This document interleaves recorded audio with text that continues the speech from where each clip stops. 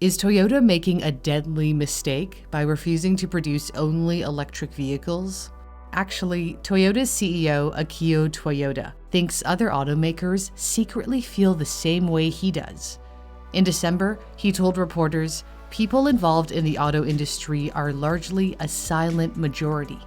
That silent majority is wondering whether EVs are really okay to have as a single option. But they think it's the trend, so they can't speak out loudly. The actions of his rivals speak differently. They're embracing the electric revolution. In fact, they've given themselves deadlines, at which point their companies will only produce electric vehicles. Honda plans to ditch gas-powered cars by 2040, General Motors by 2035, Volvo by 2030. Toyota aims to sell 3.5 million EVs annually by 2030, but that only accounts for 1/3 of the total vehicles they sold in 2021. Akio Toyoda has described his company as a department store offering a range of products. EVs are just one option, alongside gasoline-driven cars, hydrogen-powered cars, and hybrids and plug-in hybrids. Toyota's CEO believes today's infrastructure cannot handle all cars becoming fully electric.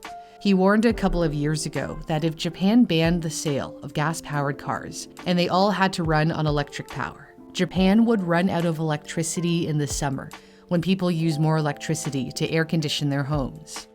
But is his alarmist attitude warranted? Even if a country bans sales of new gas-powered vehicles, which many are planning to do, it doesn't mean all vehicles will become electric overnight. It will take years before every gas-powered car is off the road. If you take the example of Germany, the consulting firm McKinsey found in their 2018 study that by 2050, the number of EVs on the road in that country will grow to 40%, but that would only add 4%, or about 20 gigawatts of additional energy capacity.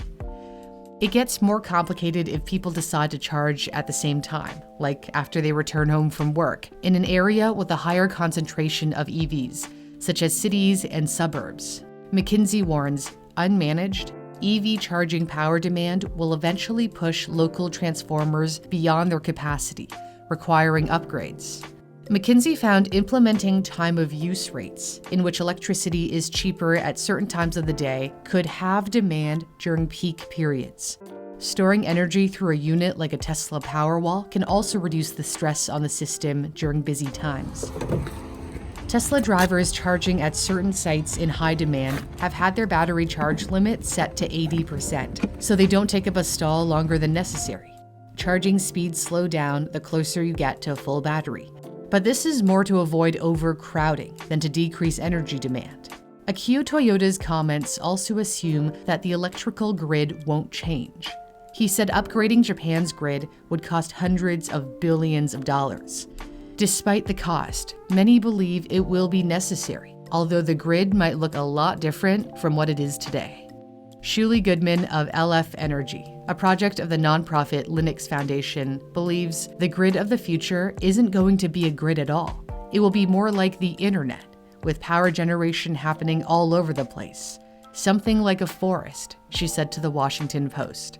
Could waffling on EVs now hurt Toyota later? Ironically, Toyota used to be the leader in clean cars. It wowed the world with the Prius in 1997, a hybrid. Hybrids combine batteries with gas engines, so they use less fuel than traditional gas cars. Then it seemed Toyota was making the shift to fully electric vehicles. It came out with the RAV4 EV the same year. It was available on a limited basis, and Toyota sold around 300 units. It partnered with Tesla to produce a second-generation all-electric RAV4, but that was discontinued after 2 years. It was only available in California, and there were issues with long charging times. Tesla and Toyota then went down different paths. Tesla pushed forward with selling only fully electric vehicles, and is now on track to build 2 million cars a year, while Toyota stuck with their trusty hybrids. The success of the hybrid helped Toyota become what it is today, one of the world's largest automakers. Sales of hybrids continue to be strong despite an industry-wide slowdown. Toyota sold 2.5 million hybrids globally in 2021. But how long will their popularity last? While hybrids were first on the market, EVs have exploded quickly in popularity in recent years, according to statistics from the US Department of Transportation. Yet Toyota hasn't been very successful in selling EVs. It only managed to sell around 200 units of its fully electric model this year, the BZ4X. And then it had to halt production, reportedly over concerns that the wheels could detach from the vehicle. The BZ4X is Toyota's only fully electric vehicle so far, despite promising to introduce 30 all-electric models by 2030. Will Toyota change its strategy and embrace a fully electric future? Akio Toyoda remains committed to offering a range of vehicles, proclaiming, "That's our strategy and we're sticking to it." He wants to make sure he doesn't lose customers by limiting options, saying, "We don't want to leave anyone behind." By adopting this risky strategy, will Toyota leave itself behind as other automakers race toward a fully electric future? It remains to be seen whether Toyota can protect itself from the competition. It's always important to protect yourself when you're online. That's why I trust Surfshark VPN. A VPN keeps you safe by covering up everything you do online. All your information is in a way blurred out or encrypted.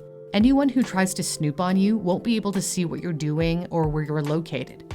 It was thanks to a VPN that I was able to buy a bottle of Tesla tequila before it sold out. You could only purchase it in the US, and at the time, I was living in London. So I used a VPN to switch locations, make the purchase, and eventually I picked it up from the States. A VPN also lets you watch new movies and TV shows that aren't usually available in your country. It's also great if you're traveling and want to watch your usual streaming services from home. If you use my custom link in the description to sign up for Surfshark VPN, you'll get 85% off, plus an extra 3 months for free. All you have to do is enter the promo code Newsthink for 85% off your subscription and 3 extra months for free. Thanks for watching. For Newsthink, I'm Cindy Pom.